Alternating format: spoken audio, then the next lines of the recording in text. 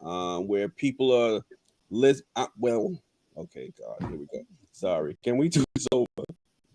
Anyway, thinking while I'm talking, people are listening. I am Xavier's Journey, and this is my panelists, Mr. John Brice, Dr. Watson, Nancy Watson, and Dr. D. Smith. So we're celebrating Happy Father's Day for all the good fathers that's raising their children, and we're gonna also do Happy Juneteenth also. So we're gonna just have a conversation and celebrate the fathers today. And I just want to dedicate this Father's Day show to my dad, Pastor Stanley R. Simpson, and John and Dionne. You can shout out your fathers too. I shout out Bishop Howard Crosby. Ooh.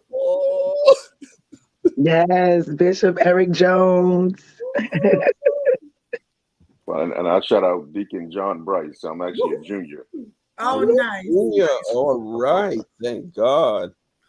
So I wanted to ask a question. What is, I know how we were all raised in the church. So how I was raised, where God inspired, put His Spirit into fathers to raise their children. So what do you think the role as a father for his daughter and his son? What is the role of the father to raise his children?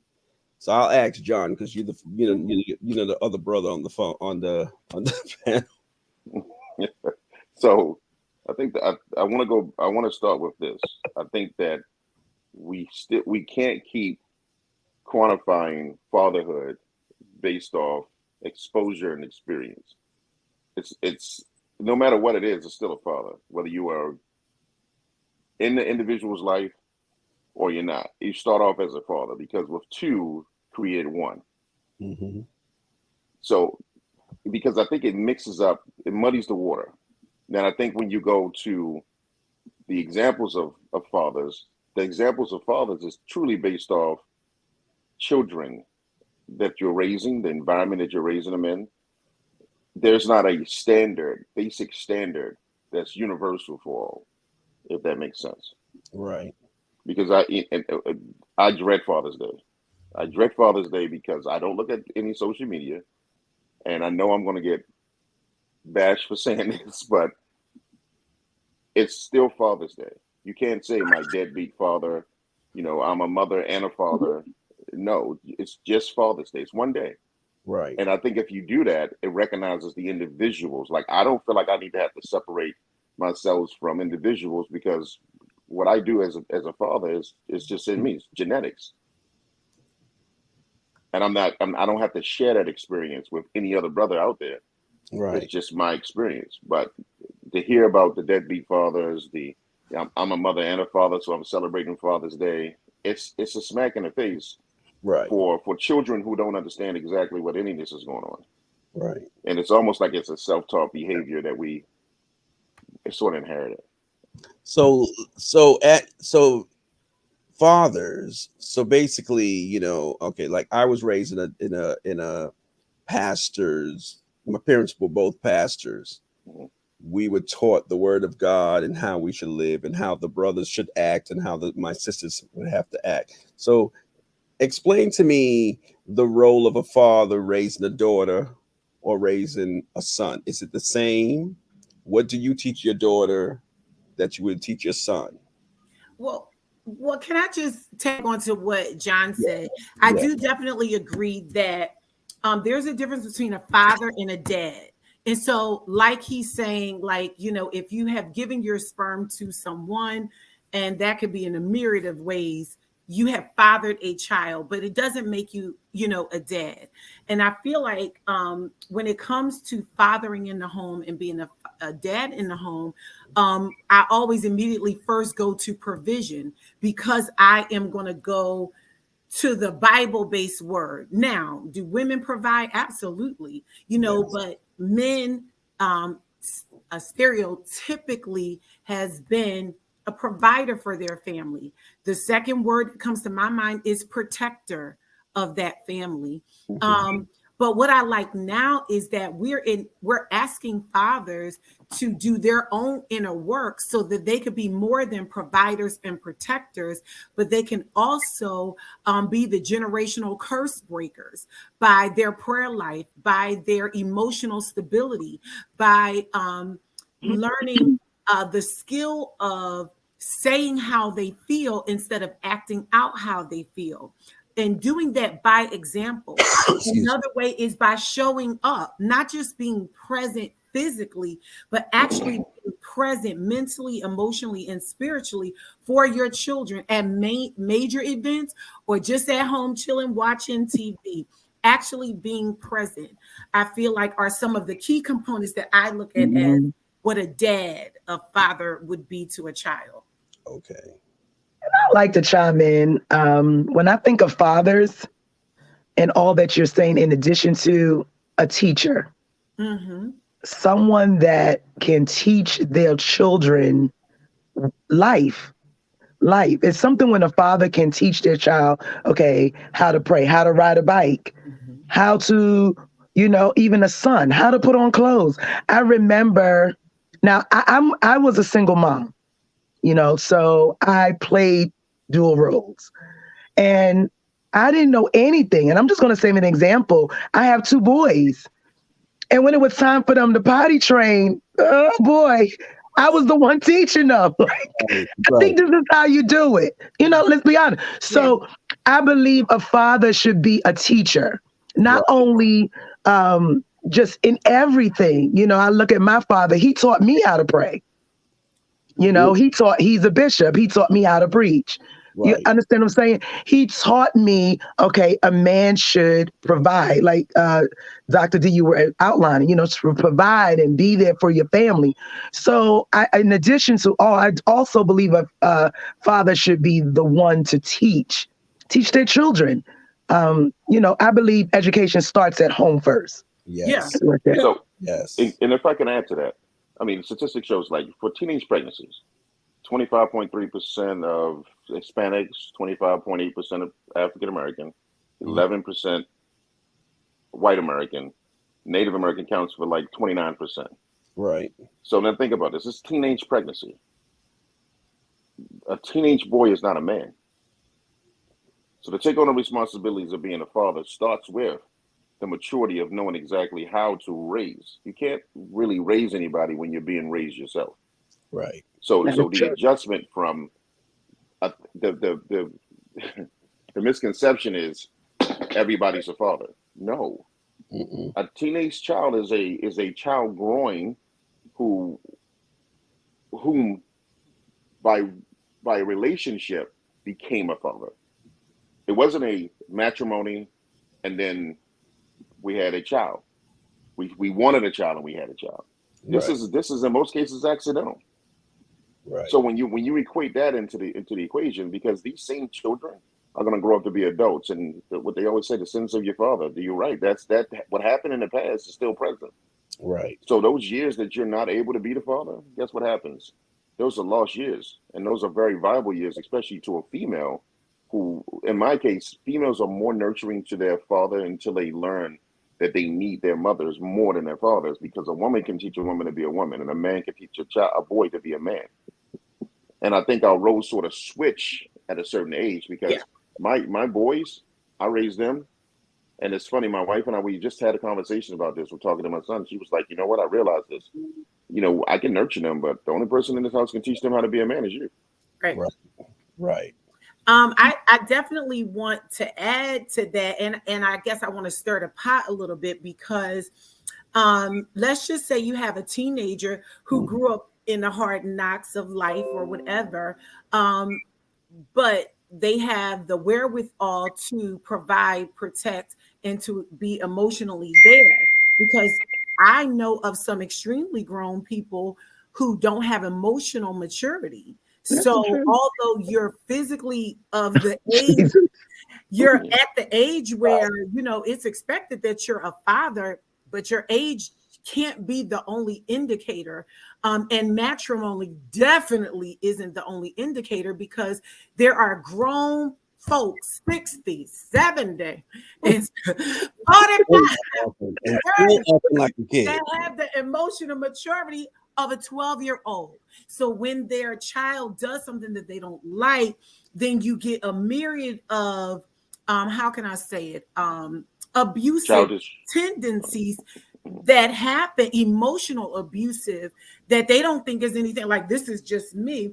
But no, I definitely feel like there's a physical maturity, but then there's also that emotional maturity that I feel like all of us, and I'm not, dad bashing, even women, we need to know that our emotional maturity needs to scale. It needs to grow. So I'm just starting out a little bit. No, I love absolutely. I love it because think about this. When I hear somebody say, "Tell a man, be a man," right? What else can I be? And you're right. There are some very immature men. But now dissect that immature man and ask yourself this: was that an immature man raised by another man, or how was he raised? Facts. Because that has a lot to do with it. It does. A lot to do with it. I like it goes back to being taught how to be a father. What examples do you see? Because I've seen in the culture, in certain cultures that I've seen, you have young men that have children at 18 years old, 16, 17 years old, but they have seen good role models. Mm-hmm. Like they will go out and work at 18 years old. 10, 12, 16-hour day jobs just to provide, because in their mindset, I must provide as a father. Mm-hmm. So it goes back to what examples do you see? Who's teaching you how to be a man, how to be a father? A lot of times when you find 60-year-olds, 50-year-olds, not working, but just, not providing, not being a protector, not just being a lot of these examples or characteristics of a father, no one taught them. That's right. Right. And to add to that, my father and I, we wasn't together. My mother and father divorced when I was 3 years old. That was it. So my grandfather was like my step-in father figure. And it was ironic because they gave me so much support that my grandfather knew that I did not want to even see a picture of my father. Wow. He took every picture out of the house so that he respected my wishes. And you know what? At age 27, my wife actually contacted my father and said, "You know what? I think you need to talk to him." And I was like, "I don't know yet. I don't want to talk to him." And guess what? Since 27, every single Sunday at 8:00 sharp, every single Sunday we talk. Beautiful. So I had a lot of self-teaching, but I had some people that I mimicked around me that to me showed the definition of what a man felt, what it does. And I wanted it inside because I had that loss for having the presence of my father in my life at that time frame. And it's so funny. It's a short version. It's like when I went through cancer, 2012. 2012, I had a diagnosis.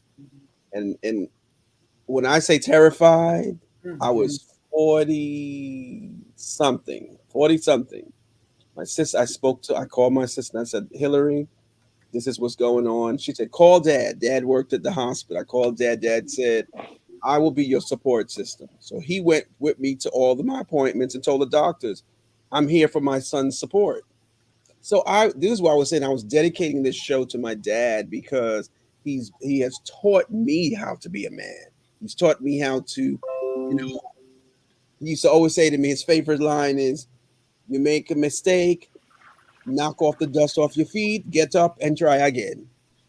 You know the Jamaican stand. So it's like, I'm grateful for his statues, because even like my other siblings, my brothers, we all follow in the footsteps of Dad. Like, for example, Daddy loved to cook for Thanksgiving. We all cook now. I love to throw it out of the kitchen. Right. Thanksgiving, I said, "Daddy, they gave me a turkey. I don't know what to do because I've never did a turkey." He said, he gave me the basics. He said, "You go make your turkey and videotape it and let me see what you did." And I did a great job, and I started giving food to the beautiful. So when you have a good father that gives you the instruction. Like I always hear women say, well, I didn't have any instruction how to raise my children. The men don't have an instruction.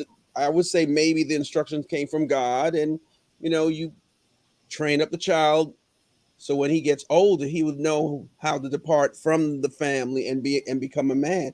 But some people don't have that instruction. And I think we need to talk to those individuals, because if I was listening to this and I'm a father that, I don't have a father in my life and I don't have a role model as a father in my life, it sort of still leaves me lost, because to have an example of a good father or to mimic a good father, I don't have. So what I think to those individuals, I'll say this. It starts with you. When you want to break a generational curse, you have to start with yourself. Yes. So you can figure out how you don't continue on that curse. Just be the better father to that child that wasn't the father to you. Right. That means that you have to deplete the emotions from the relationship. No matter what is going on in the relationship, you want to make sure that child doesn't feel that effect of it. And you keep a standard. You don't use the child as a pawn. And I find that happens a lot into young relationships as well as older ones too. The only way you're going to see your child is if you bring some financial contribution to it. I agree. Mm-hmm. That finance will go faster than you blink your eyes. But that emotional touch, taking that child to the park, getting ice cream, just spending that bonding time, that goes way further than financial, situations. I agree. And I just want to add like how Xavier shared a little testimony. And this is just for single women to kind of add on to what John said. I remember when I became a single mom, when myself and my daughter's dad split. And as Christian single women, we should operate differently. We should move differently. And whoever is listening, if you are a Christian single woman and you're raising your children, if you know that your children aren't going to be harmed, allow the father to have access to their child, whatever that looks like, and don't boss it around. It is not your job to say, call between 5 and 6. If the man calls at 9:30, the child wants to talk to the dad, and he'll lose 5 minutes of sleep. So what? Don't boss everything around because of that spirit of control. When myself and my daughter's father, we separated, God spoke to me. Rewind that tape. God spoke to me and said, you have a relationship with your father. I said, yes, Lord, I do. He said, allow that your daughter to have a relationship with her father at all costs. So if there were times when her father got busy and he did not call and check up on her, I would text him, hey, is everything okay? Now, that went against how I felt. But I would say, hey, is everything okay? Are you good? I just want to make sure because, Tink missed you or whatever. And then the love and compassion that I showed to him, it then would cause him to call, hey, he'd take her out. And that's all for her. There was no benefit in that for me. But Christian women who are listening, if you are raising your children, and if the father wants to have a relationship, please open up that door. Please let God lead you and guide you and get yourself out of the way. I just wanted to put that little nugget in there. Well, and Dionne, can I add this a little bit, because you just spoke so elegant about that. Can I add just to this? Even the ones that don't want to have a relationship, it's not an option. It's not an option to, once you become a father, there is not an option not to become a father. Now, there's an option to be a dad, right? But there's not an option to be a father.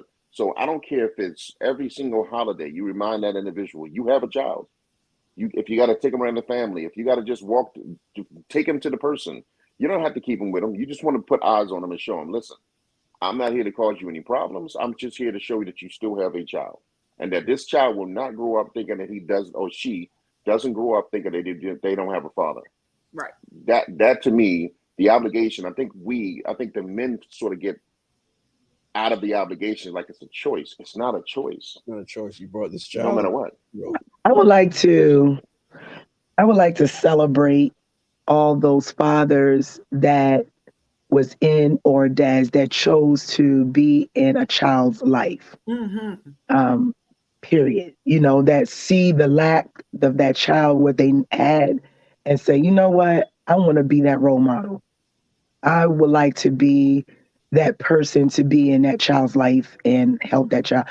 Those who are listening, or the fathers that are listening, I'd like to celebrate you so much, because there are fathers, like you said, John, there are fathers that don't want to have anything to do with their child. You're right. I mean, literally. I mean, you can bring them around the family. You can. It's like, no, I'm gone. Right. I'm going to do what I want to do. And guess what? It's up to that mom. So, but then there are programs like Big Brothers, Big Sisters. Yes. There are, grandparent programs. Literally, I took advantage of them. There are programs that are out there that will, and even those who are in the church, brothers that are in the church that will say, I'll take on your son. I'll teach them. I'll be there for them on their birthday. I will buy them gifts. Right. Those godfathers, seriously, those adopted aunts and those uncles, literally.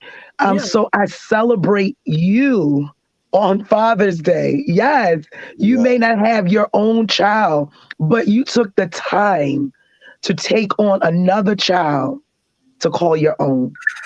Well, and I think celebrate that. You could deal with the psychological aspect of it too as well, because I'm going to say is it really the child that they're with, or is it the relationship they're with? Because when you end the relationship, you're not ending it with the child, you're ending it with the person. And some guys truly feel that if I can't have you, then I don't want to deal with the child. But that's not an option for that. Yeah. So what do you say to the psychological aspect of, because I think it really is, psychological aspect of individuals thinking that there's a separation of choice. And I'll tell you a funny thing. My wife will tell you, she'll say, you're a better father than you are a husband. And that's because when I say I devoted my time to making sure our kids are taken care of, that's what I do. Now that my youngest is literally graduated from high school on the way to college, now I can devote my time to being a better husband, because guess what? That barrier of being a father is I'm a consultant now as a father, because they're growing up. But what do you think about the psychological aspect of it, as far as like men believing that they can just walk away from a responsibility? So we're gonna, if I had to put a title on it, I would say they're in neglect and abandonment. And listen, that's a learned skill. It's a choice. It is a choice. Even though they gave sperm to produce, it's still a choice to stay. It's still a choice to engage. And sometimes that abandonment and neglect is just literally passed down, where they walked out on. Have they experienced that in other areas of their life? So if they don't have the woman, or if the woman puts them on child support and hurts their ego or feelings, they say, I'm going to get to the woman by not engaging with, she wants this so bad. I'm going to show her. I'm not going to engage with the child because I'm trying to get all of that. It goes back to that emotional immaturity, and it goes back to neglect and abandonment. And so then we have a generation. We can now open this up to making it bigger. Right. Then we're spearheading to now a community of people who have abandonment issues, neglect issues, and have not learned to be emotionally mature. So then you have our young boys sometimes who can shoot another Black man because there's no honor there. Right. I don't honor it. When my experience has only been filtered in neglect and abandonment. So I'm gonna be quiet because I know I'm gonna set it off here. No. I think that's 100% appropriate, because if you think about, like, child support is a measure of punishment that some individuals use to punish the father. And then, and in that sense, the father has a reason now to sort of, and that's not a legitimate reason, but to them, they have a reason not to be a part of a child's life. So it's, and then you think about this: what about the countless of individuals who are not the fathers, who are being accused as fathers, taking care of the kids, and then come to find out years later that that's not their fault? They're not biologically written to their child. The heartbreak, the emotional tear that it tears with them, the loss of relationship, and maybe even possible incarceration for something that they didn't know. That you say it's like a tricky sword between relationships, and I think we sort of navigate toward the worst and the best. At any point, a child needs a father. Doesn't matter if it's yours or not. That Right. child needs a father. So which means is when God places something in your life, that's what he wants you to take care of. Facts. And with us as men, if we can get through to young men understanding that the reason you're in the life of that child is because God sees fit that you have an example to show them. It may Right. change the direction of individuals trying to figure out, am I the biological father or do I want to be a father? Guess what? It's not a choice. This day was made for this day. And if that child Even grows up to be a Barack Obama or, a Thurgood Marshall, you don't know. Don't know. You don't that's know. So get into that child's life. and it's Yeah. and even like for me, I'm a godfather. I don't have any children, but I have young ladies and young men that sit down with me and want to have a chit chat, and I'm like, I'm in my 50s, so I give them the best advice that I've like the teachings I got. I might pour it into them and say, look at it this way. Have you looked at it this way? So I educate them how I should know my knowledge, and I pour into them, and then they say, wow, I didn't see it that way. So I'm glad that I'm have a lot of godchildren, some new godchildren, and I just thank God that we're able as men to pour into them. Even like the sisters too. Y'all pour into the men, the young men, and I'm just grateful for that. And So so everyone, go ahead, John. One more question, one more I'm answer. sorry. I'm sorry. Go I into have the two of the Juneteenth most powerful segment. women on this right here on this segment. And it Yes. just touched me just a second ago to realize that there's a question that hasn't been asked that I think that the majority of individuals will relate to more than anything in the world is. Can I Right. ask you both a question? How do you feel having to assume the role as primary guardian when a separation occurs? Hmm. I think myself and Dr. Nancy, we walked a similar journey, but it was different. I think the outcomes were different. For me, I didn't ever really feel alone. I didn't feel, and like Dr. Nancy, I had my dad, and then my daughter's dad definitely engaged. So I didn't feel alone raising my daughter. He was a part. So I can say that he was a part. He provided. He did his part after the split. I will just add this little bit for Christian women. A lot of times, if you're raised in a strict holiness, Pentecostal, apostolic ministry, you're taught, keep your legs closed. I mean, we're adults. So I'm going to say it how I say it. Keep your legs closed. Don't have babies out of wedlock. And for some of us Christian women, we do that. But then we get married and have a failed marriage, and you're still a single mom. When you show up to fill out paperwork, they don't know if you had the baby. When you still a single mom. And that was the disappointing thing. I said, Lord, this is still on me. That was the disappointing thing. But when it came to rearing her, I have to honestly say, to God be the glory, but I didn't feel like I was alone. What about you, Nancy? Well, my story was a little different. Right. Yes, we do share similar paths in terms of being in the church. But I had 4 children, and I was married, and they were all with the same man. Unfortunately, we went our separate ways, got divorced, and that was it. That was it. It was similar to what John was saying in terms of because he wasn't with me, then he's not with the children, which was very painful. So my journey as a single mom, it was traumatic for my children. So they had to deal with the trauma of not having an active father there. So it was painful. It was very painful, raising them every Father's Day, going to them being in elementary school, going to Dad for Donuts. It was me. Yeah, it was painful. So, and they didn't understand at the time, like, why everybody got a dad and I don't. Yeah. And I say, well, it's just different. Some people, it's just different. It's different forms of a family. Right. And you find yourself So, making excuses for the absence of. yes. Well, yeah, I told them the truth. I didn't hide anything from them.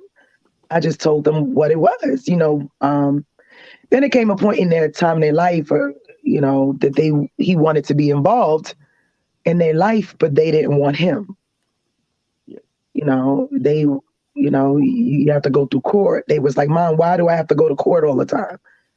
And it's because he wanted to see his children. And of course, you have to do court hearings and stuff. And they didn't want that. They didn't know him. Right. They didn't know him. And when he would come around, I remember a particular story. I would never forget it. My daughter was about 4 and he came to visit. And I went over his mother's house and I brought him. And my other daughter was like, Daddy. And my 4-year-old said, Daddy, and walked right past him. Just ran right past him. But she didn't know who he was. Right. And she would just, mocking her older sister. And I just thought it was so funny, but I would never forget that moment. And that was relationship. Now they're adults. Yeah. They know who he is. They have. How does it affect them? How do you think that it affect them growing up like that without the presence of as adults? And a lot, like I said, little different areas of where a child would grow up. So, like my son did sports. They did basketball, they did wrestling, they track. When you would think a father was there, they were. It was me. Right. Every Father's Day was painful. Every Father's Day was painful. I don't know how to explain that no more. Now they're accepting it now. They accept what it is. They know who he is. I've always taught them to respect him, not to, from a biblical standpoint, just honor him. And they used to argue back with me, Mom, I'm gonna honor somebody I don't see. Well, still honor him. He still is your father. When you see him, I try as a mom not to say anything bad towards him. I thank God for my sisters. That's all I can say. But, in front of my children, he was still their father. Right. He was their father. And because of that, even in talking to him now, he's grateful. He said, thank you for raising the kids. Yeah. I don't know. It was something, John. It was something. It was a journey. But it took a lot of prayer. And I reached out. I was a type of mom. I reached out. God has blessed me with some wonderful brothers. I reached out to them. I reached out to them, and they a lot of times they knew, like, okay, Nancy need a break, and they would take my boys, and my girls. My father was in another state at the time, but they would spend the summers with them, so they received that father role model in some sense, but actually being in the home was not there. It was tough. And I think that's the essence of the whole conversation when what we talked about is because some people just don't understand what it really looks like at the middle part of raising children. But going through that process and having to deal with the consequences at the end of it, and then the individual who's not there just basically showing up for the parade and not doing the work, it's not easy. It's not easy at all. So I commend you. I commend both of you guys for that. Thank you. And we'll Did we lose our host? Xavier will be back. This is a little comic relief. We'll just say that, but again, we want to kind of conclude this part of the conversation by saying hats off to amazing fathers, the fathers who are present. Yes. That's who we think you are. Oh, You know, yes. my dad, Pastor Jones, and my son's father. Like, Celebrate them. I have nephews that are in their 30s or late 20s. They are amazing fathers. Like, I just want to say thank you, because your role is so necessary. It's so important to both their daughters and their sons. So, Xavier, Xavier, what happened, friend? I don't know. I was sitting here talking, and it just went. My laptop just went off on me. Okay. We recovered. We gotta enjoy this laugh, y'all. I just tell you, we just gotta enjoy this laugh. I just didn't want me to be. I'm sitting here typing something to go on the next segment, and my laptop just restarted itself. You know what it was? Your laptop actually went on strike for Juneteenth. Yes. So Oh. It went on strike. It said, "I am not working today." Yes, it is. So we can. But so that means while I was going, it was still recording. Yes. Yes, it was. Thank God, because I thought I lost.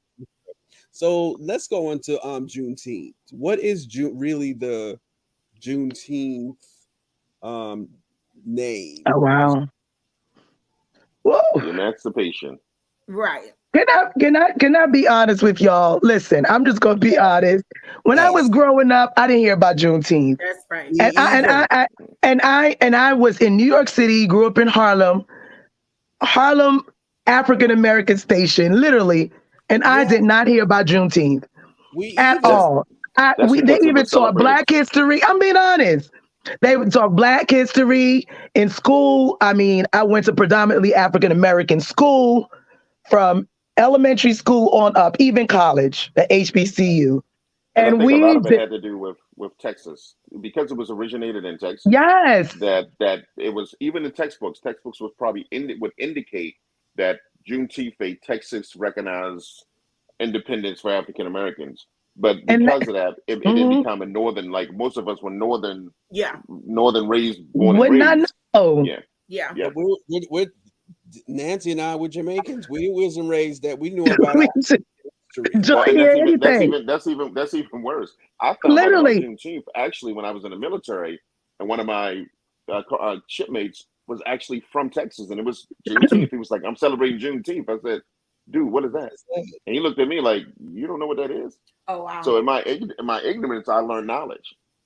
You know, and it's now being recognized, of course, federally.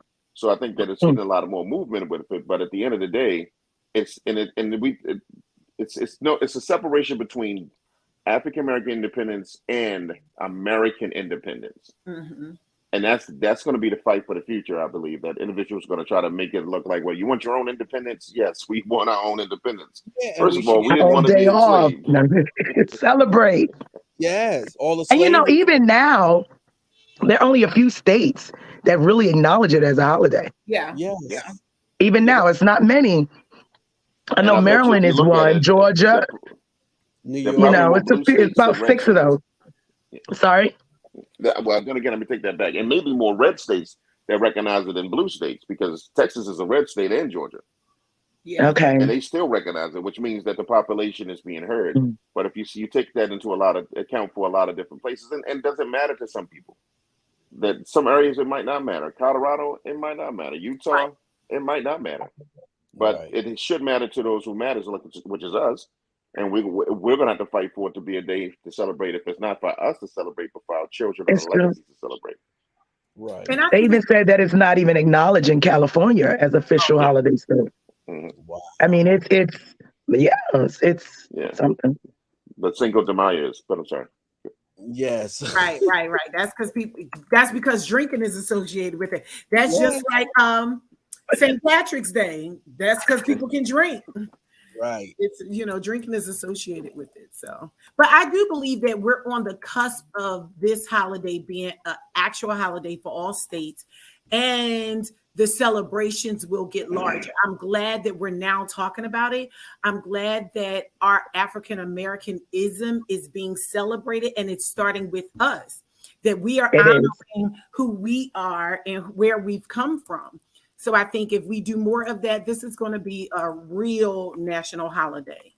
So do you think it would be overshadowed? And Xavier, you probably can answer this with clearness. I'm a big believer that if celebrations, you need to look at 4th of July. The 4th of July is celebrated in the only month that it's celebrated in. There are no other holidays that are celebrated if you count flag days and all the rest of the holidays that may be associated. But think about this now. This is not only Juneteenth in this month, but it's also Pride Month too as well. Right. What happens that it's overshadowed by one celebration than the other, or can it be combined or can it be individualized as its own individual holiday and still exist throughout time? Well, it's like Martin Luther King. His actual birthday is the 15th, and whenever that Monday, so say his actual birthday is the 15th, and it's a Friday. So the holiday would be the Monday where everybody get off and that everyone gets paid for Martin Luther King. I'm not sure if they might give you the holiday off, but I don't know if they're paying you for the holiday. Well, it might be like the Martin Luther King. You get President's Day or Martin Luther King Day off. Right. You don't get both. So you can observe one or you can work for the other. They may do that, but it's going to be I'm looking forward to seeing this debate down the line on the page. Same here, because even like I didn't even realize Father's Day and Juneteenth fell on the same day. I was like, oh my God, for real? So then just imagine if Pride was the 19th, we would be celebrating 3 holidays. The same one day. Happy Pride. Right. Happy Pride.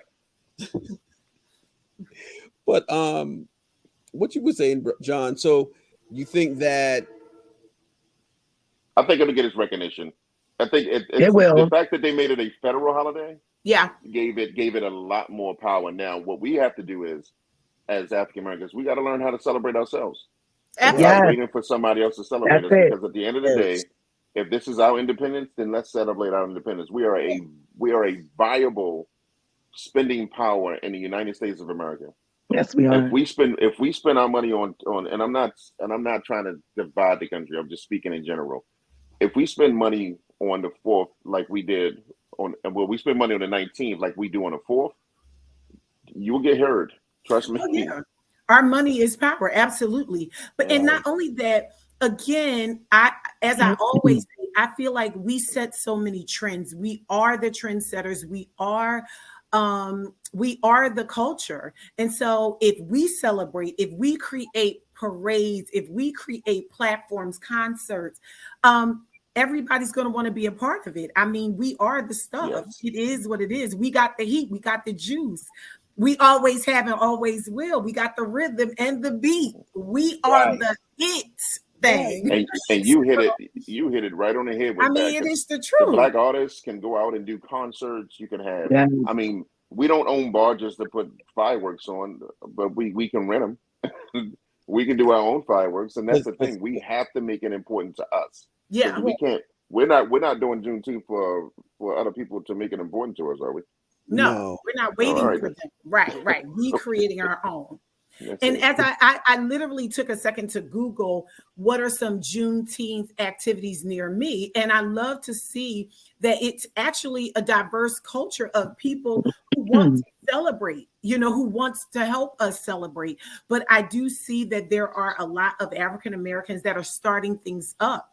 And I love that. I mean, who knows how to party? Well, we do. So every day. So I think that this will give it a few years. It's marinating right now. It's sitting in the refrigerator with the seasoning on it. But give it a few years and it's going to be phenomenal. Watch. And it couldn't happen at a better time. Listen to this. You got sun. You got great weather. You got engagement. You got opportunities. It's just time to really just, again, re-celebrate ourselves. Learn how to celebrate ourselves. Stop waiting to depend on somebody else to give us recognition. I look at Martin Luther King. I prefer to work on Martin Luther King's Day and take off the following. And let me tell you why. His fight was for me to have the equal opportunity to be able to do things. So on Equal. that day, I'm recognizing him. I recognize that he fought for that day. And then I'm going to take off the day that has nothing to do with anything, but I'll take the next day off. That's just me. And I've done that forever because I wanted to give an acknowledgement to him and saying thanks, for allowing me to have the position and opportunities that I have. So let me ask everyone a question. Do you think that because of when it started back when, do you think that they would ever pay black people like how they do the Jewish people and other ethnic groups? Do you think they would ever recognize it started 1835, 1836, something like this? No, 1865, something like that. That do you think that they would ever recognize the slavery back then when they came free? Do you think that they would ever say, okay, all black people that came from slaves, ascendant, would get paid? We wouldn't pay taxes or anything like that. I doubt it. No. There's the reparation I think we get that I want to stay. I will go off topic on this. That's all right. That's all right. Go ahead. We're listening. It's the 40 acres of the mule is not going to happen. Not going to happen. And I urge every American, please look up the history of the 40 acres and a mule.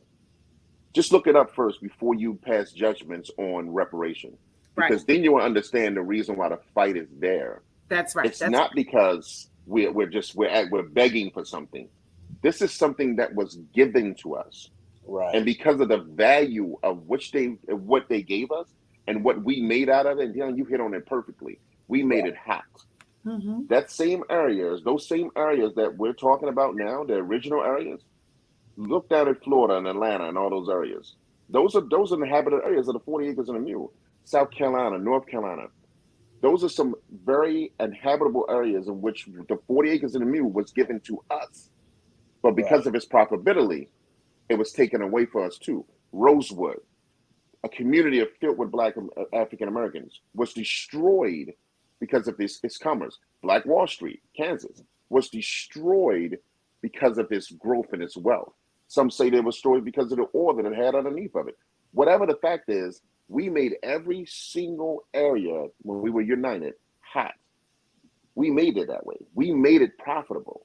So now when we look at reformation for us, what would that even look like? You're going to give us one day off and take taxes off for one day and overcharge me the next day? Yeah, right. Yeah. And I just think, I just don't, I would love to see it, but right now, even with race relations, and I can't say it has increased. I feel like there's been layers that has been peeled off, and the way people truly feel has come to surface. I can't see us being given anything. We will continue to work very hard for what we get personally. I would love to see it though, but you can keep the mule. Just give me the land. Give me the acres. Ooh. Do you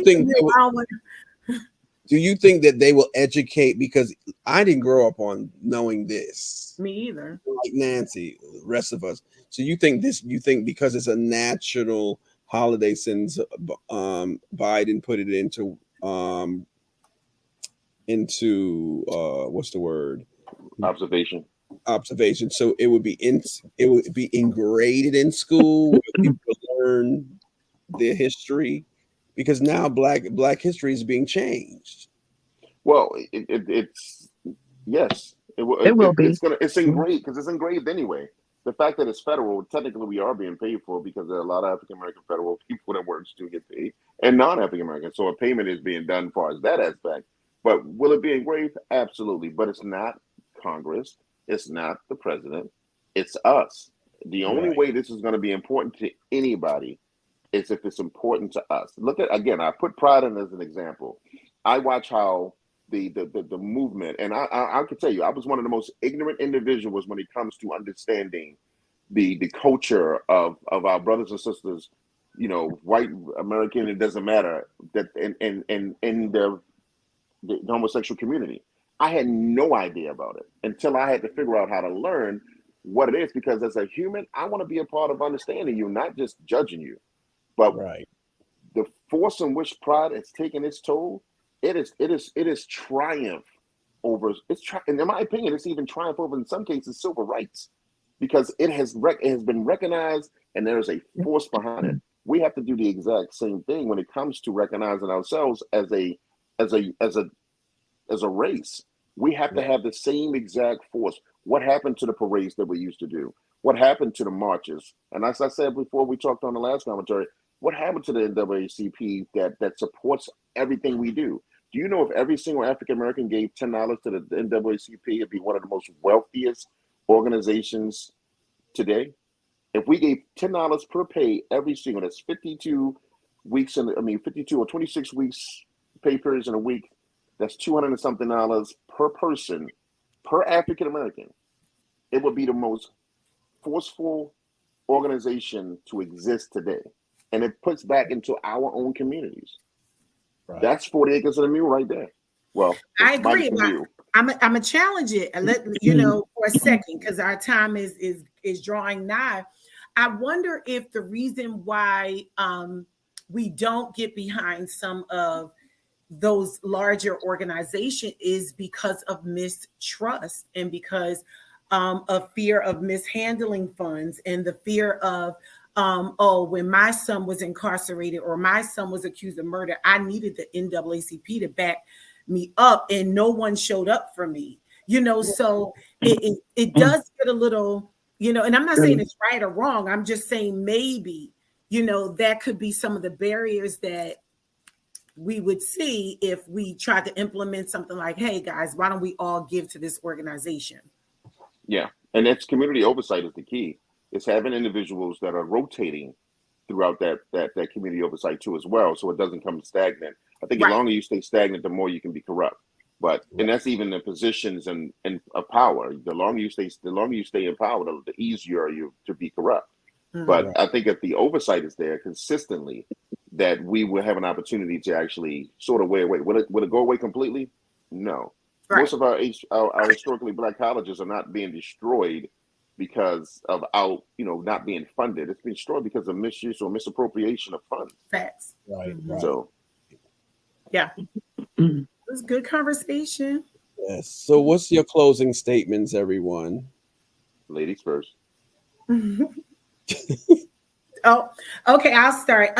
Again, just to reflect back on Father's Day, I just want to say to all the fathers, thank you. Thank you for your time, your effort, your finances, your protection, and to the fathers who actually have fun with your kids. And I just want to encourage somebody, don't spend all your time working. Sometimes the kids just need you to have fun with your children. We want to say thank you. Thank you for showing up for them, because you help build an amazing community if you invest in healthy children. So thank you, thank you, thank you. My name is Dr. Dionne Smith.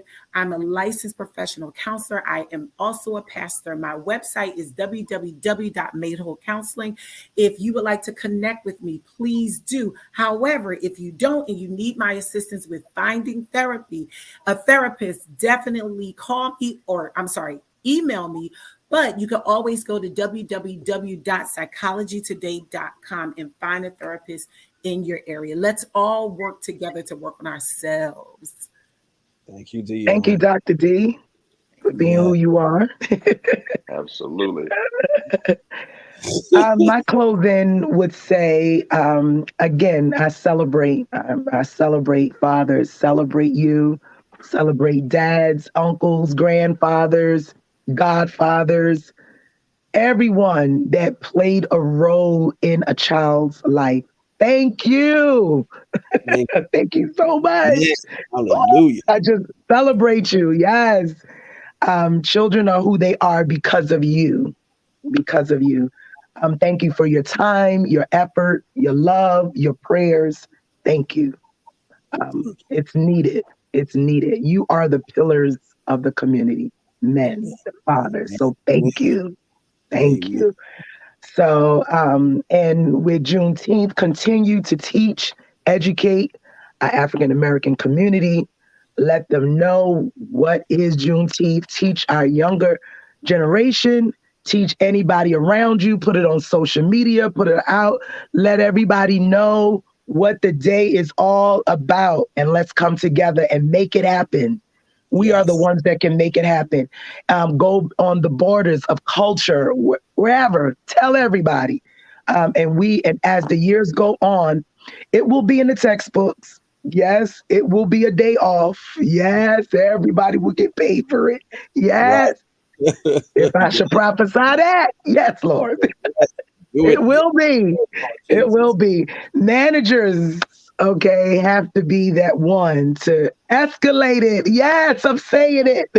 They have to share it abroad. Let everybody know. Yes. Our Black African American managers, I'm speaking to you. Yes. Anyway, so yes, we are the ones that can educate and tell everyone about it and the importance of. Yes. Of why. The importance of. So I am Dr. Nancy Watson. Yes, I am a pastor as well of New Life Ministries in Dover, Delaware.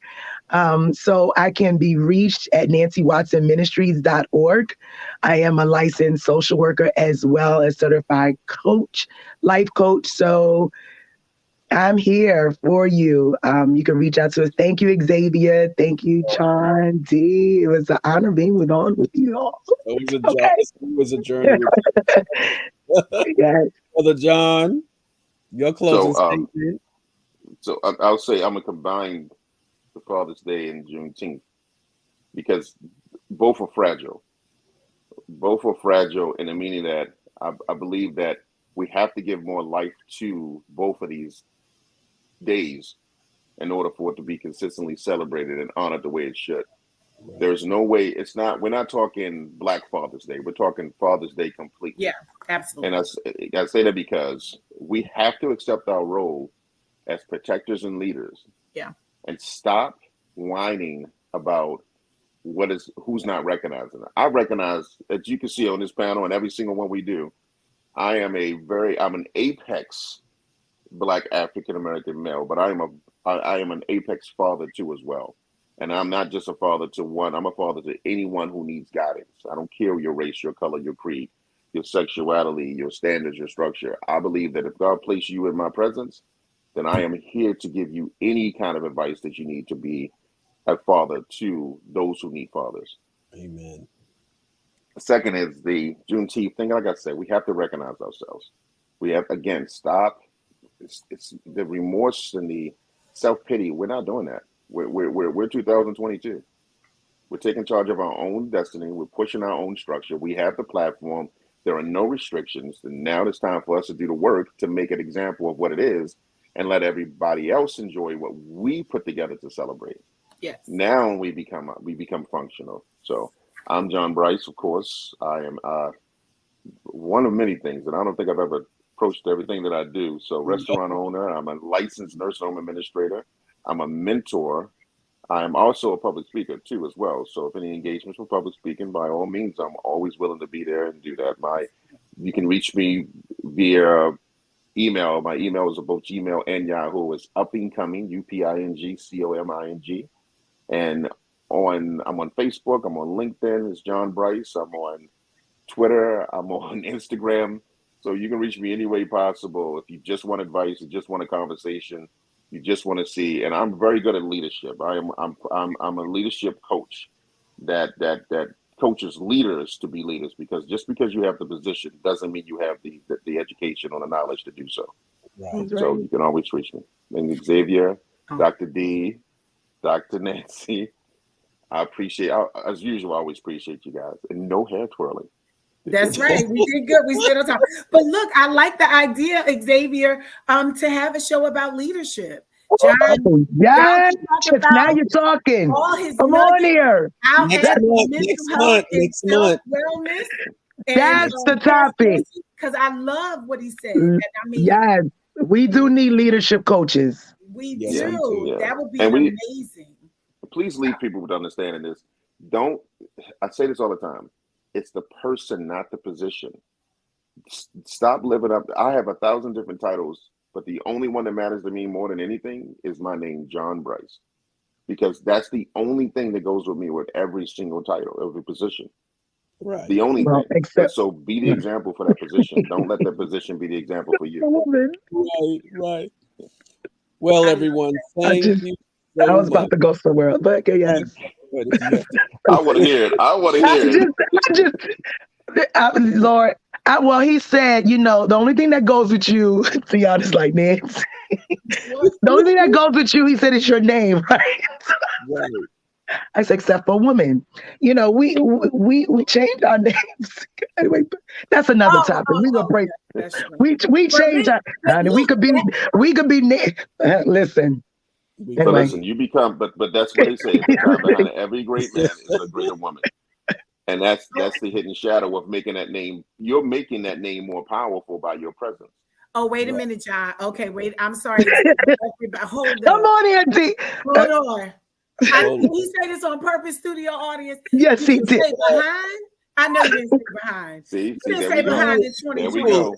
You There we stand go. with your Don't man. do that. No, This No, is I'm so sorry good. because Stop. according Hold to on. the scripture, See? no, I'm gonna finish my statement.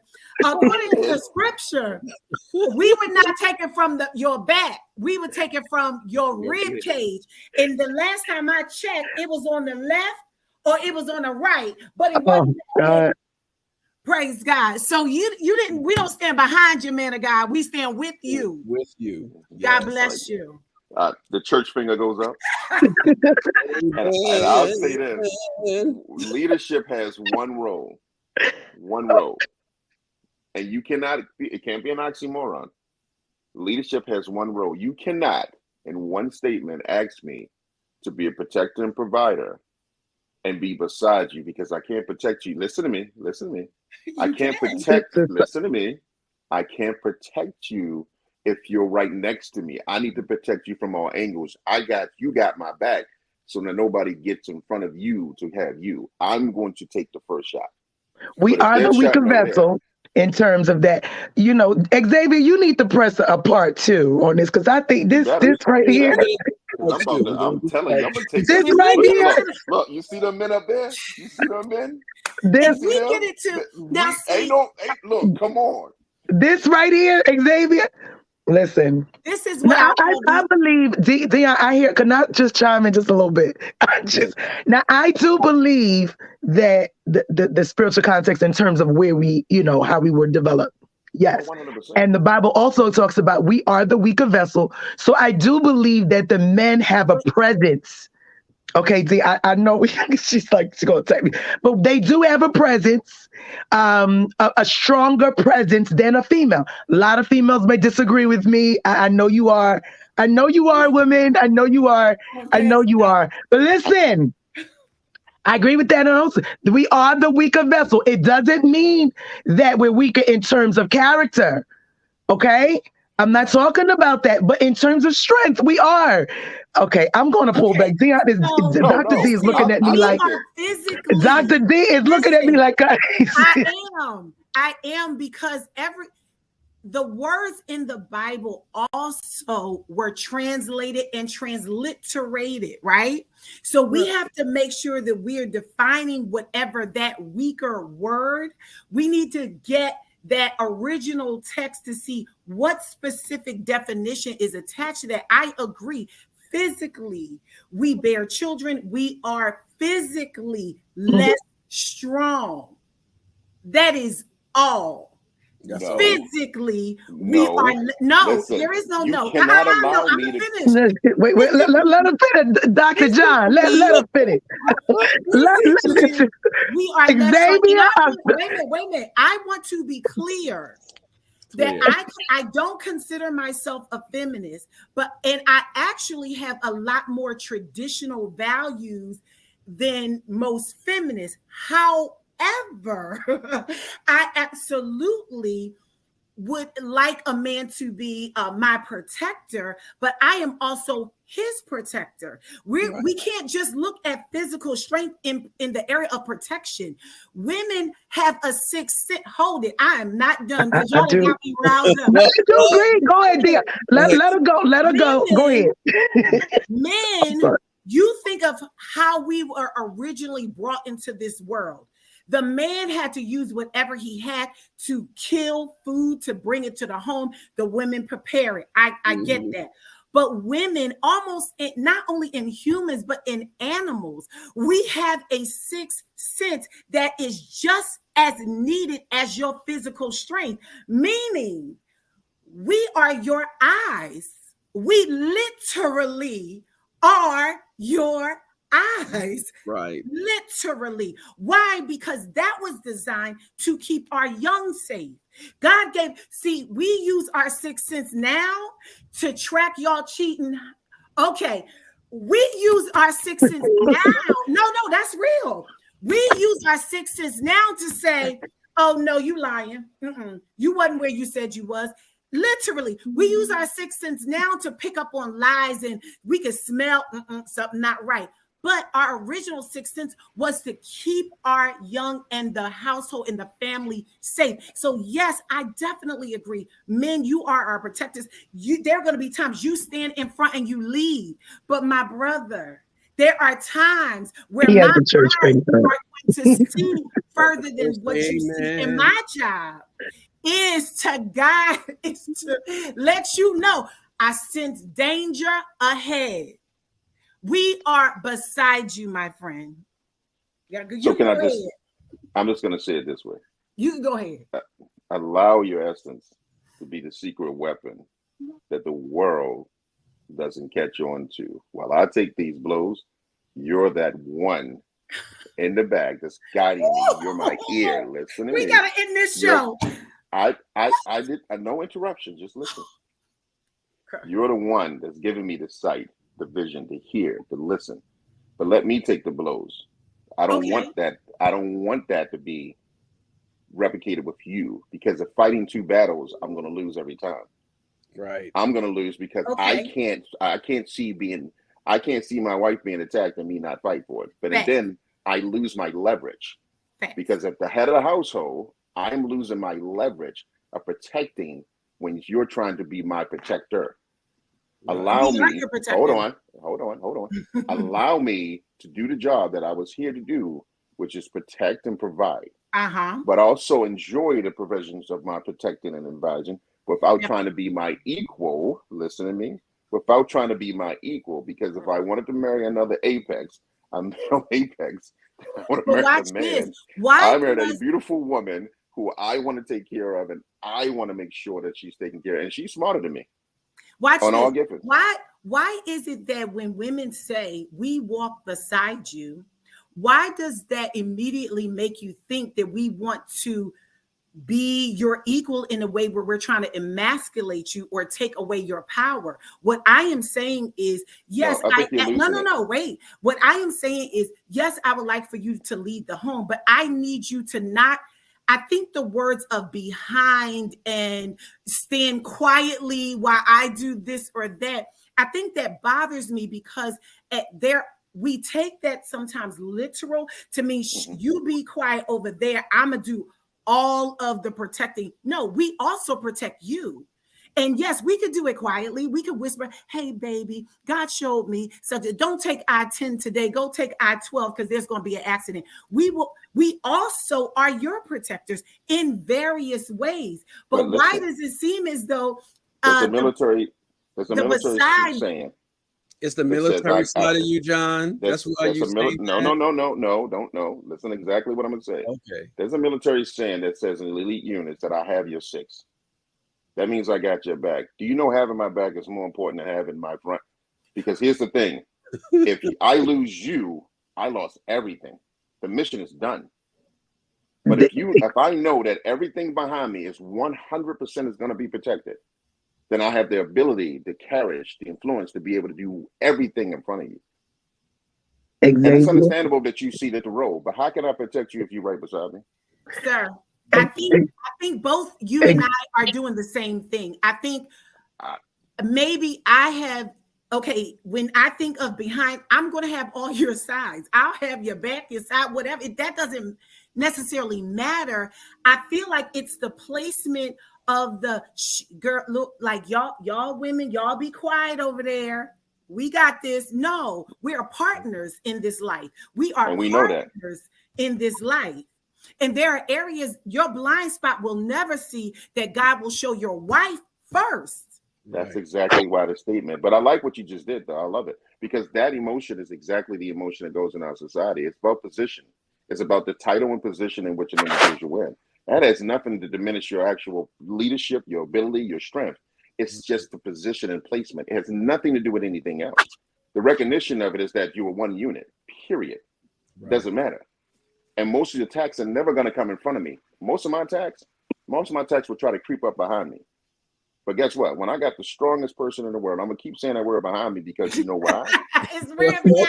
It's ramping you up. And I like that. But think about it. I would gladly, and it's positions where it's vice versa, where we have to play that role to be behind you to support you. Well, you know. So Xavier, we're live. We are live, and but you can edit this part. You can edit this for another thing, because we gave our salutations. But go ahead, Dr. Nance. This is good. All I can say, this is good. We went way off. Personally, I'm just gonna say it like this. I don't know how to tackle it. I would want my man in front of me. I don't know how to even explain it more than that, because I want you to be that leading guy. Right. I want you to. I don't need to be leading you. Don't give me. I don't. If I need to be leading you, then I don't need you. For example, it's just me. So I don't know. Xavier, you need to. I'm telling you, this needs to be a part two. Wait, because that's just y'all. That's just me. Okay, I can't. Two people can't lead at the same time. You just can't. You just, two people can't lead at the same time. You gotta have somebody ahead. The problem is, God Almighty, help me, Holy Ghost. The problem is, a lot of men don't take the lead. Right. So the women gotta be put. Come on, honey, you got it. Come on, I'm tired of that foolishness. We need our men to stand as men. Take the lead. You need to go and guide, lead, man. I don't need to be all that. I need to come to you for something. Why I always got to be leading people? Dr. Nancy, I'm a pastor, yes. So my position is to lead. But when you in the house, come on, and listen to this. Even as a pastor, you need a man there. People can say what they want. You know what? May the Lord watch. Maybe we need to do this one. Wait, I'm going to say this statement. Hold on. Listen, I don't want it to be misconstrued. I don't want my words to be misconstrued. Right. I am more of a traditionalist than I am a feminist, but I'm always pro-females. Okay, so I might stand in a lane by myself. I guess the way I think is because that I'm in front of you has been abused. And then we have those that are in front that diminish, are condescending, that don't value that woman's voice, her discerning, then that's where issues arise. But I absolutely agree. If we're specifically just talking about safety and position, yeah, go ahead. Please get in front of me. Take the bullet, friend. Right. Yes, I definitely agree with that. But I don't you think want to misconstrue that position of be quiet. Look at men. Okay, now I'm going to get into statistics. Men but are. Right. I think you're mixing the water up. You're confused. I am, or you are. You're mixing the water up with the fact of mature men and men. It's a difference. And why would you stay in a relationship where you're not valued in the first place? Oh, Because if you're listen, in a, hold on, listen to me. come on. If you're in a relationship where you know Y'all that taking person this is to taking another over your level. credit or just won't let you be a part of that relationship, then the choice is yours. But when you're in that fabric of a relationship where that person is just you're equally yoked, then there's no question about the maturity level. This is a mix of conversation, ma'am. Sir, can I'm I listening. say this? What we aren't going to do is we're not going to make it seem as though it's just an individualized situation. If you look at, and I'm a lower my voice because I know I can get hyped. When you look at America, women are paid at a lower rate for the same exact work. America and other countries are by far abusing women way more, abusing their power. Sexual harassment is definitely where most of the time is where women are victimized. We literally just came through the Me Too movement, where women historically held secrets for years to protect powerful men who were just taken down. So we're not going to make it seem like, oh, if you're in an abusive relationship and you're not valued, leave. No, this is the culture. Like, don't act like, now, if we're going to highlight the problems in our African-American culture, you got to talk about the culture of how women are marginalized, sexualized, but not honored. We are just getting to the point. Kamala Harris is the first African-American woman, the first woman vice president. First in all these years. So we're not going to act like this is Dionne's or Dr. D's individualized circumstance. And Obama was the first African American. We're talking about women. Ever. There's been 1,000 men. Mars and Venus. We're talking about women. We're Mars and Venus. We don't live on a country. We don't live on a earth that's just women. We live on an earth that's a unified earth between men and women. We have to have our own roles. And the thing is, the problem is when we don't identify what our roles is here, we can't play it. You can't lead an individual who's trying to lead you. Sometimes you got to take the lead and sometimes you got to follow. I know how to follow, so I know how to lead. I don't have a problem with that. I'm not immature enough to not know how to when I need to be led. But at the end of the day, I am a 100% apex male. And at the end of the day, as such, I am going to do my duty to protect my family, my wife, and my kids. I'm going to guide them as much as possible. And 90% of what I guide with is what my wife instilled in me to listen to. So the world doesn't have to know the intersections of what happens in my household. But what I will do, I will stand in front and lead, because I refuse to have my wife be the constant leader of every single thing in my life. And I'm sitting back like that. Like, listen, when I challenged you, I never said I never said lead or boss you around. I never said that. When you use the term, she stands behind me. No, I am beside you. And I'm beside you in theory. In position, sure, it's take the front, take the bullet. I don't care. Stand in front of me. You can stand on my head. I don't care. But I'm talking about I hope you do care, because if they take the bullet, you won't have me to protect you. The understanding is she is my partner. Well, that's understood already. She's not the quiet thing that I boss around either. She is my partner, and her voice is just as valuable as mine. However, in your home, your decision is the final decision. That's okay, but what happened is, John, you have enough honor in you to say, we'll discuss it. I'm going to hear the wisdom of my wife, but my voice will be the final decision. That might be how it works in your house. And to that, I say that's beautiful. No, the voice is the voice of reason for both. But what I'm telling you is the lead aspect. You cannot ask a man to be a man if you don't want him to be that. I can't be a woman just as well as you can't be a man.